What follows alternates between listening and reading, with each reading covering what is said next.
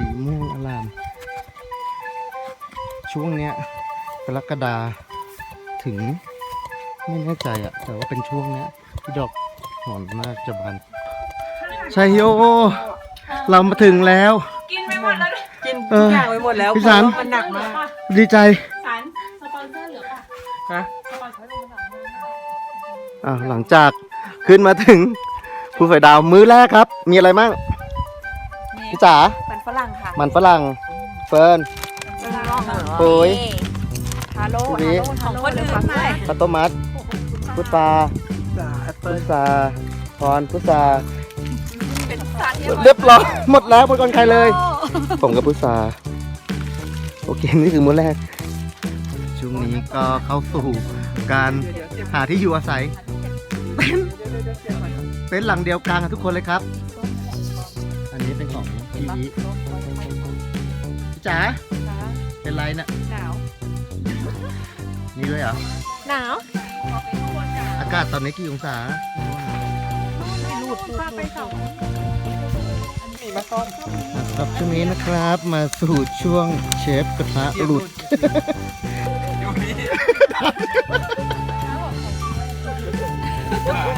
ใช้แล้วไม่เอาแล้ว พี่สารวันนี้ทำเมนูอะไรบ้างครับ อะไรนะ ออมเล็ต ออมเล็ต ผัดกะเพราโบราณ ผัดกะเพราโบราณ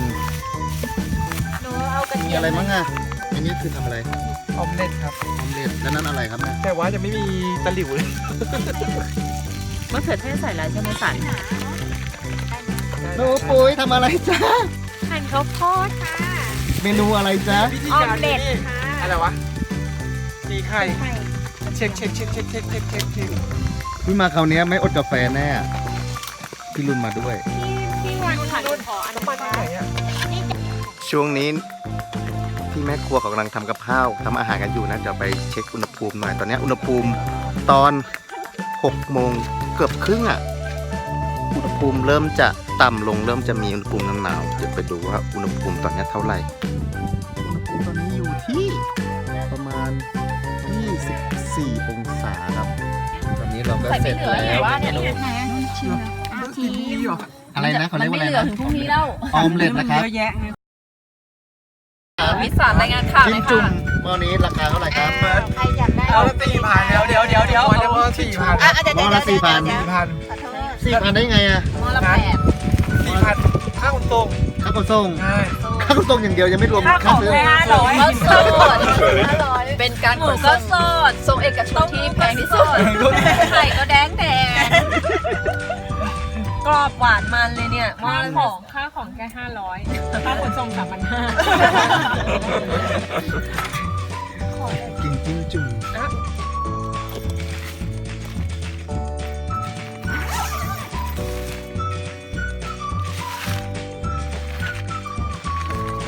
เกิดเดิมเช้าแล้วโนเตือน แหมพี่ป๊อปยังพูดเลยเต็นท์ตัวเองโดนคันหน้าว่ะลงไม่พัดเลยสิ แกพายบอกว่าไงรีวิวอยู่นั่นน่ะเอ้าชิบหายถ่ายวิดีโออยู่ด้วยนะหนูสาวกำลังแก้ผ้าอยู่เดี๋ยวไปทางอื่นนะที่ตื่นก่อนก็มาเข้าห้องน้ำล้างหน้าแปรงฟันไหนล้างหน้าไหนว่าผมตอนเช้าก็จะเมาขี้ตานิดหนึ่งโอ้ยเมื่อคืนลมแรงมากเลยพัดมานึกว่าเต็นท์จะปลิวตามสายลมไปอยู่แล้วนอนปวดเอวทั้งคืนครับพี่สันตักน้ำให้ดูเลยต้องตักไง บริโภค เมื่อคืนผมจะรับปากว่าผมจะเอาน้ำที่แทงมาให้ นี่นะครับ นะครับถ้าเราจะใช้เข้าห้องน้ำก็ตรงนี้เนาะต้องเดินมาตักแล้วก็ไปเข้าห้องน้ มีลูกน้ำนะครับเดินเลยเดินแล้วก็ไปเข้าห้องน้ำ ำเนี่ยถ้าจะมาเข้าห้องน้ำก็ต้องเอาน้ำไปใช้เอง เอาดิดูว่าแกจะอดกินเฮ้ยส้มสาวใส่สวนปานนันนิ่งด้วย ปุ๋ยอะเอาของเฮียไปใส่ปะ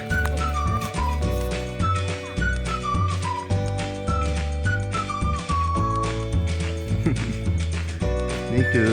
ห้องน้ำที่เราใช้เนี่ยเราก็จะต้องตักน้ำมาอย่างเงี้ย สะดวกเขาบอกห้องไหน นะฮะ มี มีแบบชักโครกมีแบบว่าอะไรวะอย่างเงี้ยแบบนั่งนะครับแบบยอง แบบนั่งเลยเหรอ ยองเงี้ยแบบนี้ก็มีครับแล้วแต่สะดวกแล้วแต่ถนัดเลยครับมีรูด้วยครับ หลังจากทำความสะอาดแค่หน้ากับฟัน หน้าตาก็จะเจอแบบสดๆอย่างนี้ โอ้ยนะ แต่เฟิร์นเราจะเห็นหน้าสดบ่อยๆอยู่แล้วเราก็ไม่แปลกใจเท่าไหร่ สดกว่าเว้ย กรอกน้ำที่แท้งน้ำที่อยู่ด้านบนทางนู้น แต่ก่อนที่เราจะเดินไปเอาน้ำไปเช็คอุณหภูมิเช้านี้ก่อนต่ำกว่า 20อะประมาณ 18 องศา ตอนเช้าอยู่ 28 องศา นี่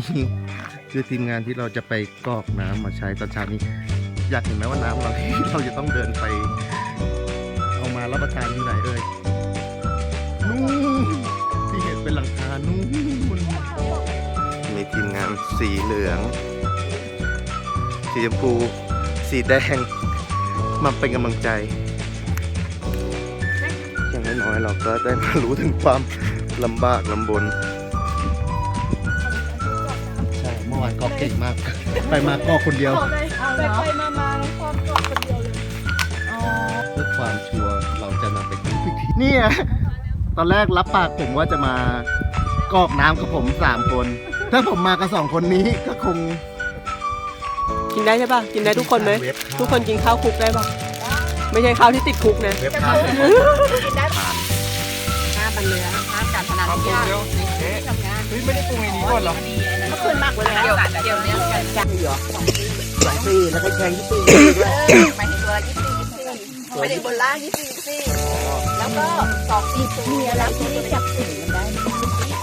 ของจ๋าถึง551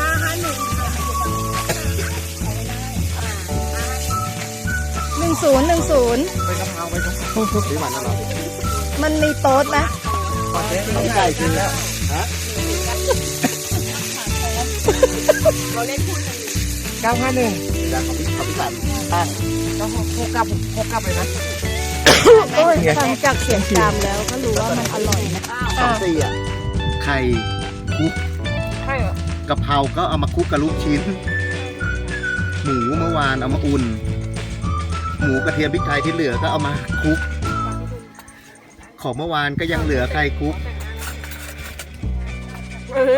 อันนี้สงบนิ่งนะ